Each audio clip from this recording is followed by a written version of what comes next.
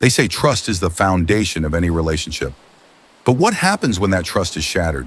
When the person you love, the one you vowed to spend your life with, betrays you in the worst possible way? Well, I found out. And let me tell you, the way I handled it? Let's just say she never saw it coming. I met Lisa 10 years ago. She was everything I ever wanted. Beautiful, smart, and someone who could make me laugh on my worst days. We built a life together, a home, and what I thought was an unbreakable bond. But as they say, appearances can be deceiving. I've noticed only 98% of you who watch haven't subscribed. Come on, guys, show some love and support.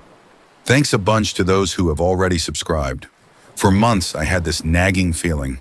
The way she started staying late at work, how she was suddenly glued to her phone, the way she laughed a little too hard at messages she'd never let me see. I brushed it off at first, convinced myself I was just being paranoid. But then, the signs became too obvious to ignore. One evening, she told me she was meeting a friend for dinner. No big deal, right? But something about the way she avoided eye contact sent alarm bells ringing in my head. I decided to do something I never thought I would. Follow her. I felt like the worst kind of person, creeping behind my own wife, but I had to know the truth.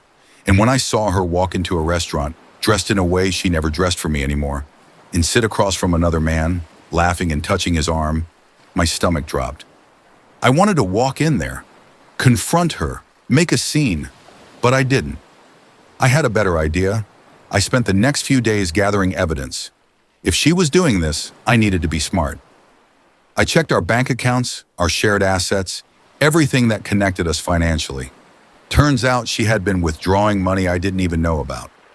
Money meant for our future. Our future that, clearly, she had no intentions of keeping. That's when I made my decision. I wasn't going to beg for answers. I wasn't going to scream or cry. No, I was going to hit her where it hurt. And that meant taking everything and vanishing from her life before she even realized what happened. Cushion. The night before I left, I packed everything valuable. I emptied our joint bank accounts, took my name off the lease, even transferred the title of our car. Everything I could legally take, I took. I found an apartment in another city and arranged for movers to come while she was at work. But the best part? I left her a letter, a simple one. Lisa, I know, I've known for a while now. While you were out on your date, I was out making sure you'd have nothing left when you got back. Enjoy your new life, without me and without everything we built together. Me then, I turned off my phone and disappeared. I wish I could have seen her face when she got home. I imagine she walked in, expecting to see me like usual, maybe even prepared to lie about her dinner with a friend. But instead, she found an empty house and a letter that exposed her for what she really was. The calls started pouring in from unknown numbers. I ignored them all. Friends, family, even her. Trying to explain, trying to justify what she did. But it was too late. I had already moved on, and she was left with nothing but regret. Weeks later, I heard from a mutual friend that Lisa had completely broken down. She lost her job because of her emotional instability, had to move out of our house because she couldn't afford rent on her own, and the man she had been seeing, he ghosted her the moment he realized she had nothing left. Karma? Maybe, but for me, it was just justice. And let me tell you something, walking away never felt so satisfying. Starting over wasn't easy. At first, the silence was unbearable. No more shared laughter, no more daily routines, just me in an empty apartment with nothing but my thoughts. But with every passing day, I began to realize something. I was free. Free from lies, free from deceit, free to rebuild my life on my terms. I threw myself into my work, hit the gym, traveled to places I had always wanted to see. I made new friends, reconnected with family, and most importantly, I found peace within myself.